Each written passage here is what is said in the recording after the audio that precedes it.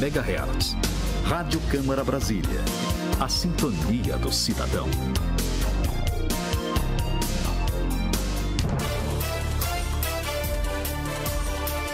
Câmara é notícia.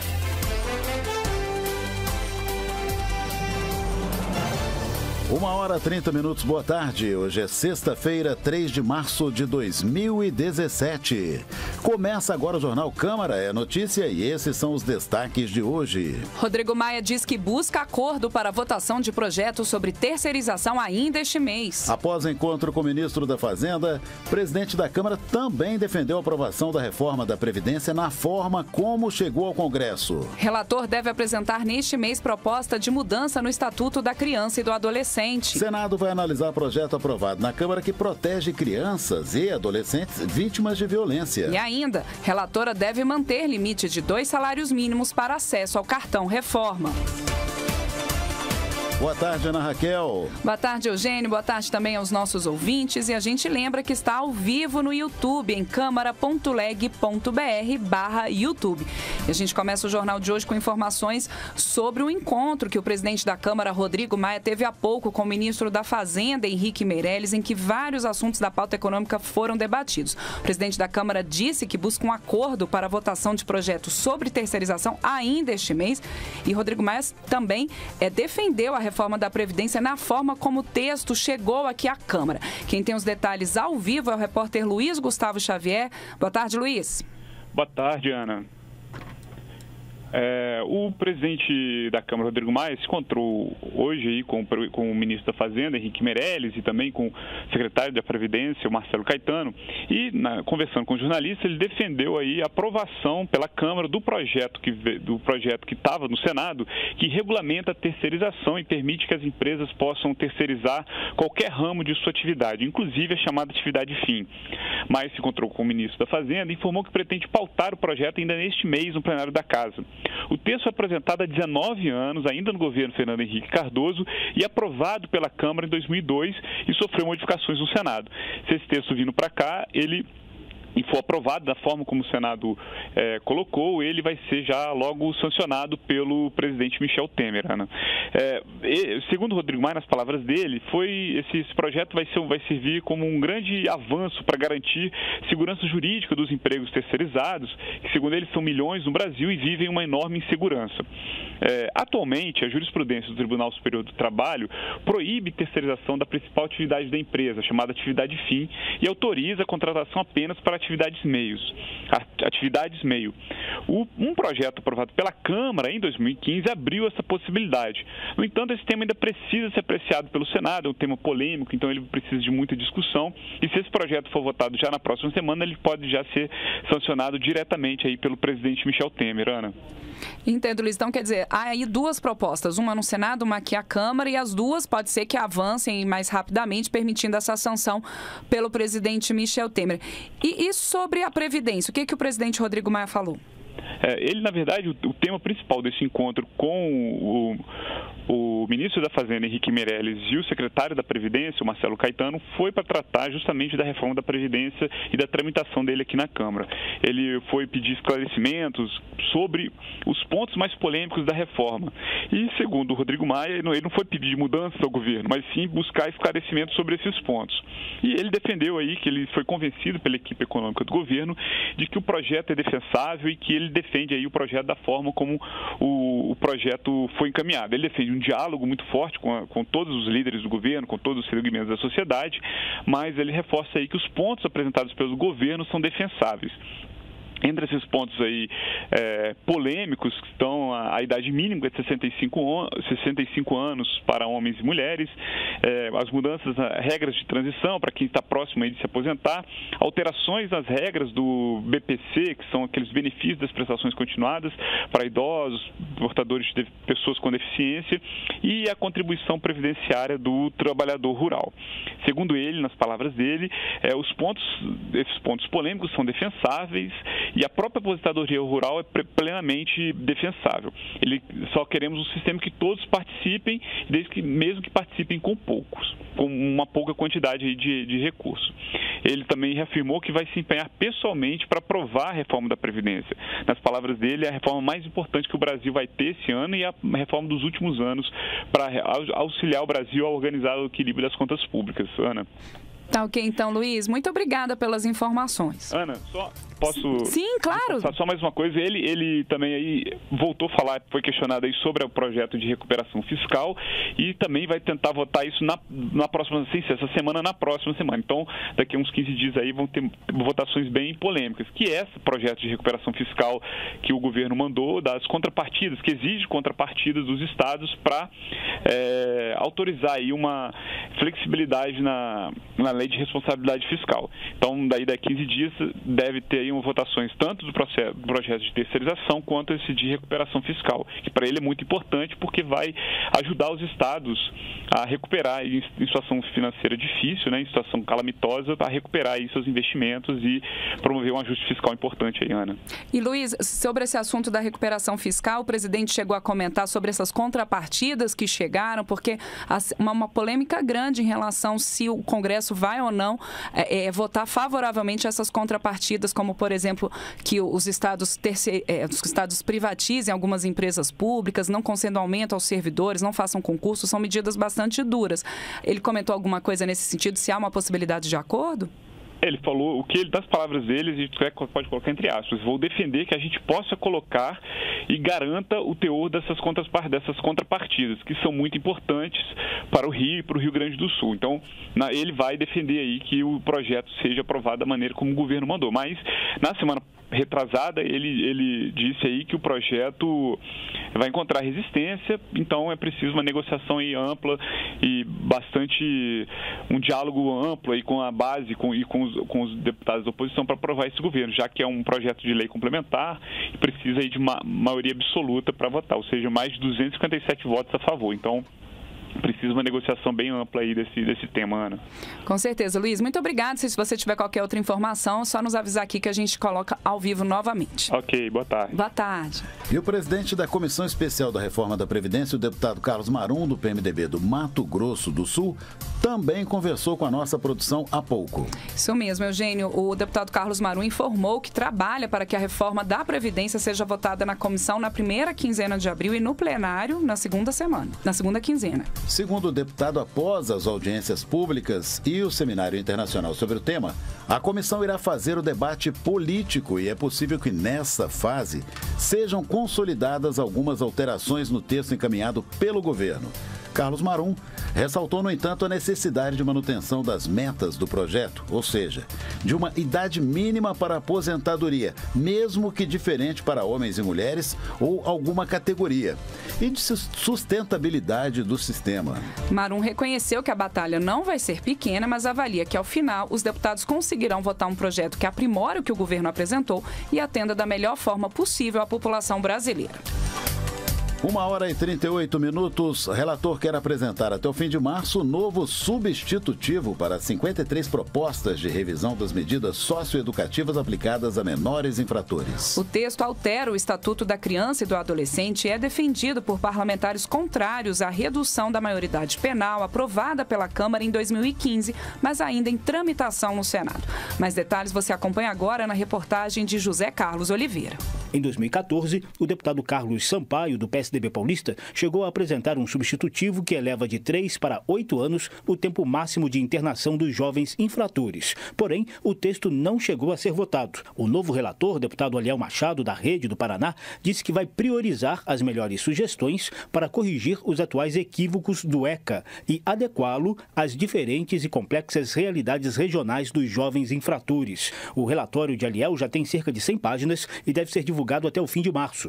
O deputado admite punição mais mais severa para os menores que cometem crimes, sobretudo crimes contra a vida. Porém, também aposta na implementação plena do Sistema Nacional de Atendimento Socioeducativo, o SINASE, que ainda tem uma gestão deficiente, segundo Aliel Machado. Tem que ter uma diferenciação de punição para o jovem de 12 anos e para o 17, que praticamente é um adulto. Até para que a gente possa ter uma recuperação rápida e para que esse jovem que é preso, na verdade é internado, mas eu digo preso porque lá é uma cadeia, sim, porque eu fui visitar, ele tenha consciência do ato que ele cometeu. A gente está estudando a possibilidade de criar uma vinculação do sistema, vinculada a uma pasta de cada estado, ou deixar uma alternativa que seja ou a pasta da Justiça e Família ou a pasta de Educação, para garantir uma rúbrica financeira em que o governo do estado, o gestor, vai ser responsabilizado caso ele não garanta as condições mínimas. Em audiência pública da Comissão Especial de Revisão das Medidas Socioeducativas, o promotor Márcio de Oliveira sintetizou algumas das dificuldades que os operadores de justiça e os próprios menores infratores enfrentam com a atual redação do Estatuto da Criança e do Adolescente. Na parte que trata da responsabilidade penal de adolescentes, nós trabalhamos com uma lei que não nos dá recursos para fazer justiça com os adolescentes. O menino de 12 está sujeito às mesmas consequências que o menino de 17. No caso dos atos mais graves, prevê para um roubo a mesma consequência que prevê para um latrocínio. E isso gera uma insegurança enorme para os adolescentes. É um mar de subjetividade. O menino fica à mercê do entendimento, do preconceito, dos valores pessoais, da equipe técnica, do diretor da unidade, do juiz, do promotor, do defensor. Mesmo reconhecendo a necessidade de revisão do ECA, a presidente da Fundação Casa do Estado de São Paulo, Berenice Janella, manifestou preocupação com alguns pontos que poderão constar do substitutivo da Comissão Especial da Câmara. Janella teme, por exemplo, que o texto equipare o tráfico de drogas ao crime hediondo. Se a gente fosse falar só dos crimes hediondos, nós temos em São Paulo 269 dos 9.200 jovens que estão conosco. Se nós incluirmos o tráfico, esse número vai para 6.736. Pode até ser o intuito da comissão incluir o tráfico, embora eu pessoalmente me manifesto aqui contrariamente. A Fundação Casa é a maior instituição do Sistema Nacional de Atendimento Socioeducativo, com quase a metade do total de jovens internos do Brasil. Dos cerca de 9.200 internos, 1% cometeu homicídio doloso e 0,7% cometeu estupro. A maioria esmagadora responde por casos de roubo e tráfico de drogas. Da Rádio Câmara de Brasília, José Carlos Oliveira.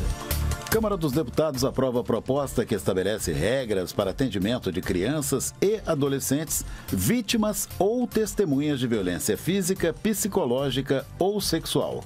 A repórter Carla Alessandra informa como ficou o texto que segue agora para o Senado. Pela proposta, as crianças e os adolescentes terão direito a atendimento prioritário através de escutas especializadas e depoimento especial. As duas condutas deverão ser realizadas em local apropriado e acolhedor e em nenhum momento a vítima deverá ter contato com seu agressor. Todos os procedimentos previstos na lei deverão ser realizados todos de uma vez e por profissionais especializados. A relatora da proposta, a deputada Laura Carneiro, do PMDB do Rio de Janeiro, afirmou que o objetivo da proposta é proteger crianças e adolescentes do processo de revitimização que acontece a cada vez que eles precisam repetir a violência que sofreram. Para Laura Carneiro, é preciso garantir no país inteiro as iniciativas que já existem em algumas cidades. Existem estados onde isso já acontece. Por exemplo, no Maranhão, você já tem centros de referência onde a criança, adolescente, vítima ou testemunha vai e lá tem tudo, a defensoria, o serviço de saúde, tudo, já está tudo ali. É um grande centro de referência onde a criança é atendida. Para o antropólogo Benedito Rodrigues, é importante garantir um espaço adequado para o depoimento de crianças e adolescentes, para que os agressores não fiquem impunes. Onde não existe depoimento especial de crianças e adolescentes, os índices de responsabilização dos autores de violência é entre 4% e 6% apenas. E onde a gente já conseguiu implementar em caráter experimental e alternativo depoimento especial, esses índices sobem para 60% a 70% de responsabilização. A proposta que estabelece regras para a tomada de depoimentos de crianças e adolescentes, vítimas ou testemunhas de violência, agora vai ser analisada pelo Senado. Da Rádio Câmara de Brasília, Carla Alessandra.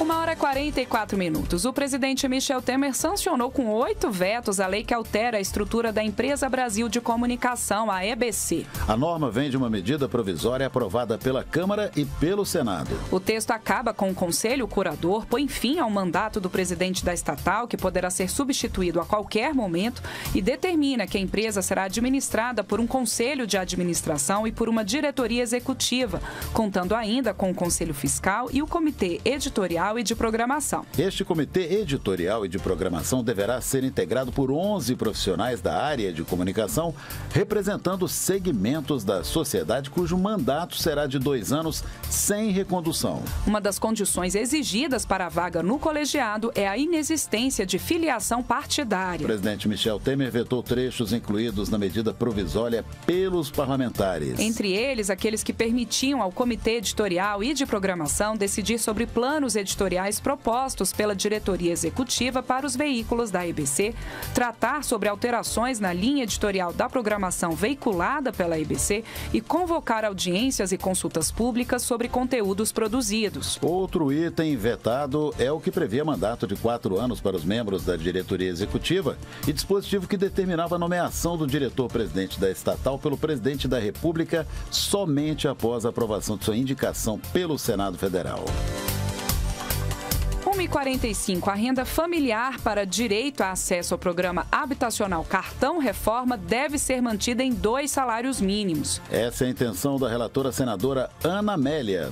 Vamos saber mais com o repórter Janari Júnior. A relatora da medida provisória que criou o programa habitacional Cartão Reforma não pretende alterar o limite de renda familiar dos beneficiários do programa.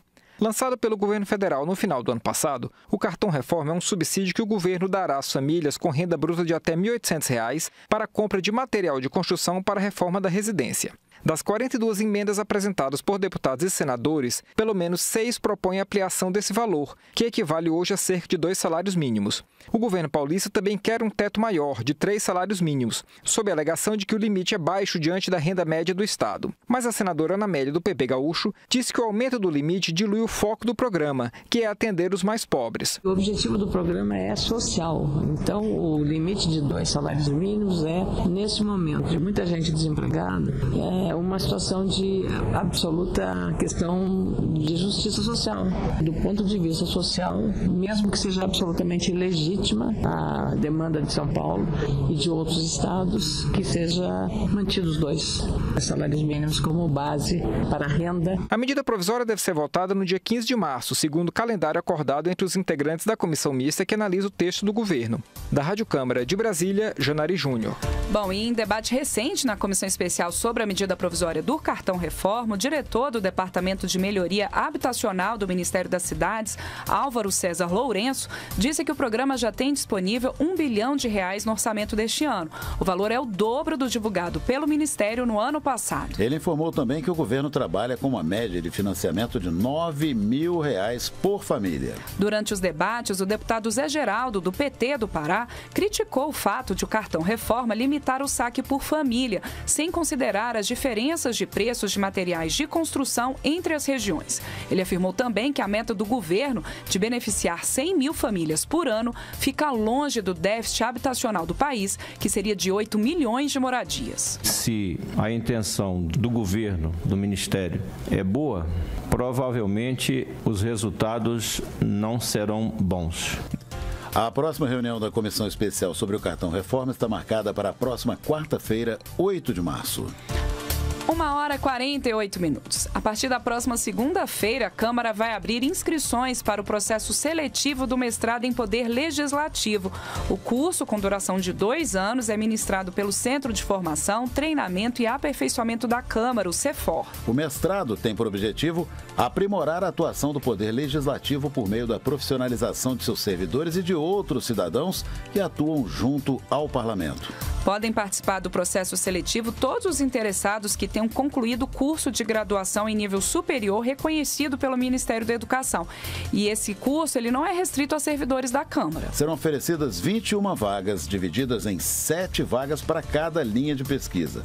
Gestão pública no Poder Legislativo, processos políticos do Poder Legislativo e política institucional do Poder Legislativo. O processo seletivo para o mestrado em Poder Legislativo é composto de prova discursiva, prova de proficiência em língua inglesa e análise de pré-projeto. O diretor da coordenação de pós-graduação do CEFOR, Ricardo Braga, orienta os candidatos a consultar o edital para o processo seletivo, onde estão indicados os critérios de avaliação, além de bibliografia para a prova. Ele também explica o que se espera dos candidatos em relação ao pré-projeto que deve ser apresentado no ato da inscrição. O que a gente espera nesse projeto de pesquisa é que a pessoa consiga demonstrar o interesse por algo e alguma articulação de perguntas sobre aquele tema.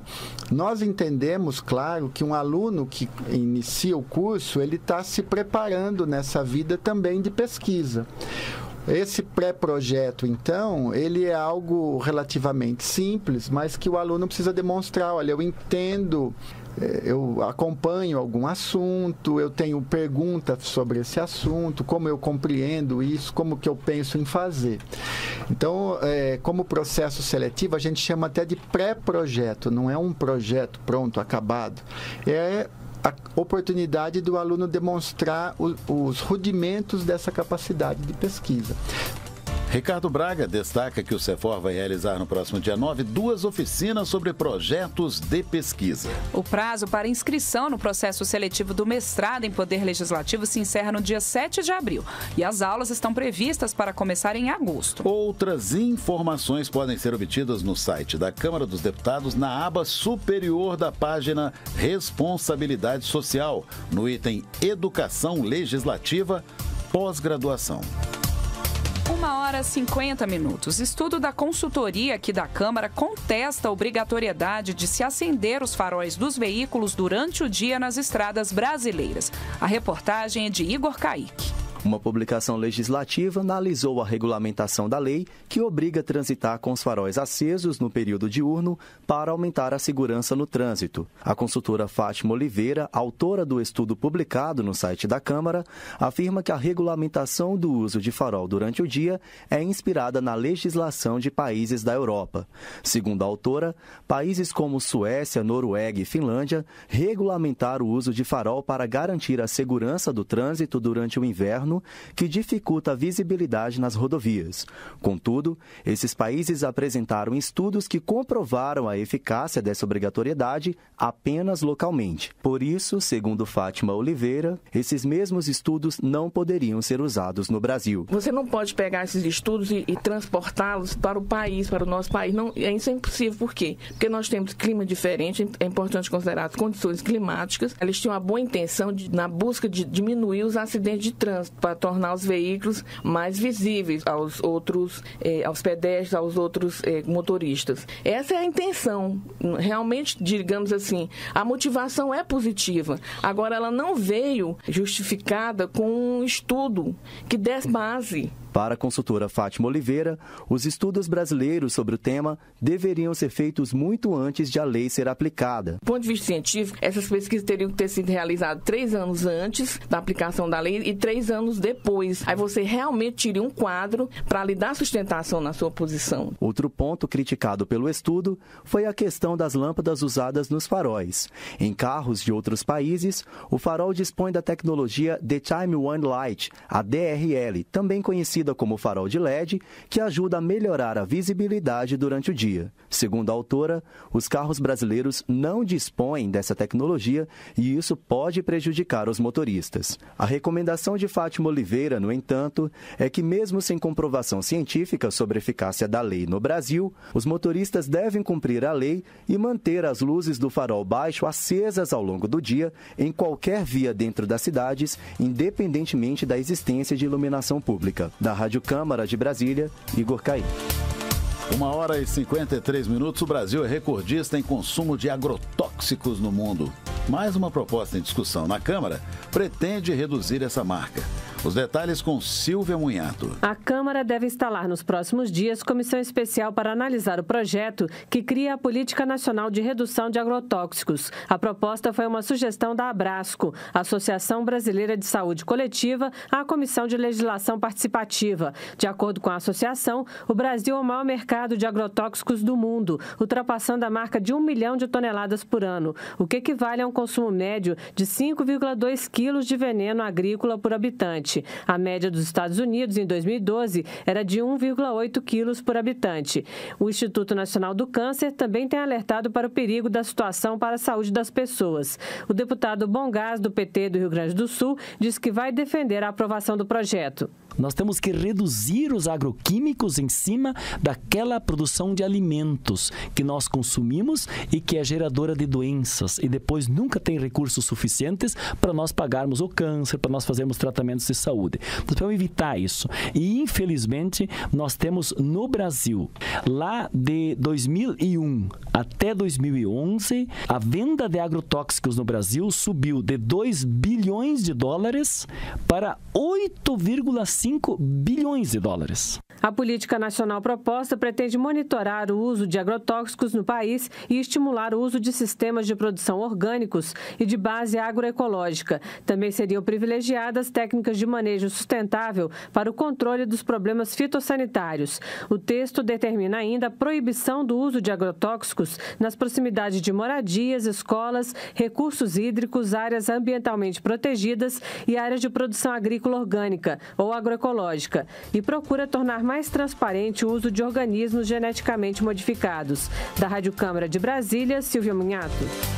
Deputado defende federalização das polícias militar e civil e do Corpo de Bombeiros do Distrito Federal. Mas o assunto não é consenso, como você confere na reportagem de Luiz Gustavo Xavier.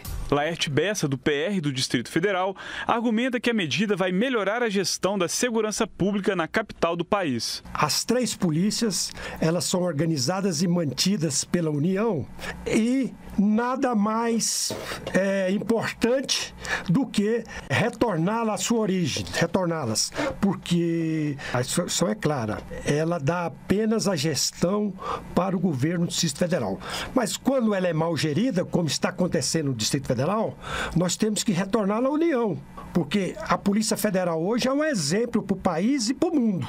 A federalização é simplesmente jogá-la para o comando do Ministério da Justiça. Mas a federalização das polícias civil e militar do DF, além do Corpo de Bombeiros, não é consenso. Em debate da Comissão de Segurança Pública e Combate ao Crime Organizado da Câmara, em dezembro, o ex-ministro da Justiça, Alexandre de Moraes, apontou algumas dificuldades constitucionais para a federalização. À época, Moraes admitiu que a Constituição é dúbia, ao deixar o comando da corporação com o governo distrital e, ao mesmo tempo, prever a manutenção das corporações com recursos da União. Da Rádio Câmara de Brasília, Luiz Gustavo Xavier. 1h57 e quem já está aqui com a gente no estúdio é o editor do programa Feijoada Completa, o Edson Júnior, que veio trazer pra gente os destaques dessa sexta-feira, o programa que começa daqui a pouquinho, 14h. Boa tarde, Edson. Boa tarde, Ana, tudo bem? Como é que estão as coisas? Tudo em paz. Pós-carnaval. E vocês? O que vocês trazem no Feijoada de hoje? Agora sim, estou ajeitando o retorno aqui. A gente hoje vai falar sobre a vaquejada, viu, Ana? Foi aprovada no Senado a PEC que, enfim, né, permite a realização de esportes com animais, especificamente a vaquejada, sob determinadas condições, né, segundo a proposta emenda constitucional. Enfim, foi na esteira da decisão do Supremo que proibiu a vaquejada a partir de uma lei do Estado do Ceará que foi considerada inconstitucional. Bom, a questão agora chegou na Câmara, você veio do Senado, então vamos debater, foi formada uma comissão especial, a gente vai saber mais sobre isso. No programa de hoje também a gente vai tratar dos 10 anos da Lei do Saneamento Básico. A lei que em janeiro agora desse ano completou 10 anos e olha, não há muito o que comemorar, não. Infelizmente, o Brasil ainda continua sendo um país que tem sérios problemas nessa área de saneamento básico. E no nosso caldo cultural, Ana, uma entrevista com o Ivan Santana, o escritor Ivan Santana, jornalista, autor de vários livros que relatam acidentes aéreos, né, como Plano de Ataque, Perda Total, Caixa Preta. O Ivan acaba de lançar mais um livro relatando um acidente aéreo, dessa vez Voo Cego, um acidente ocorrido em 1990 com o voo da Avianca que saiu de Medellín, na Colômbia, com destino a Nova York e por causa de pane seca caiu. Aliás, o mesmo caso do voo da Chapecoense. Nossa. Ele vai inclusive fazer um paralelo a respeito desses dois casos aqui no programa. Bom, assuntos polêmicos e muito interessantes, né, Edson? Realmente tem que acompanhar o programa. Então, feijoada completa daqui a pouquinho, 2 da tarde aqui na Rádio Câmara, com o Edson Júnior. 1h59, termina aqui o Câmara é Notícia. Apresentação de Eugênio de Sá. Edição e apresentação de Ana Raquel Macedo. Trabalhos técnicos de Edmilson Farias. Diretora executiva da Secretaria de Comunicação, Gisele Rodrigues. Secretário de Comunicação, deputado José Priante. Acompanhe o Jornal Câmara é Notícia de segunda a sexta-feira em 3 horários: 9 da manhã, 1h30 da tarde e 9 da noite. Você também pode nos ver e ouvir pelo canal da Câmara no YouTube. câmara.leg.br/YouTube. Sugestões, críticas, comentários podem ser enviados para o nosso e-mail. Anote aí, radio@câmara.leg.br. Um excelente fim de semana para você e a gente se encontra aqui na Rádio Câmara, 1h30 da tarde. Até lá, até segunda. Boa tarde. Câmara é Notícia.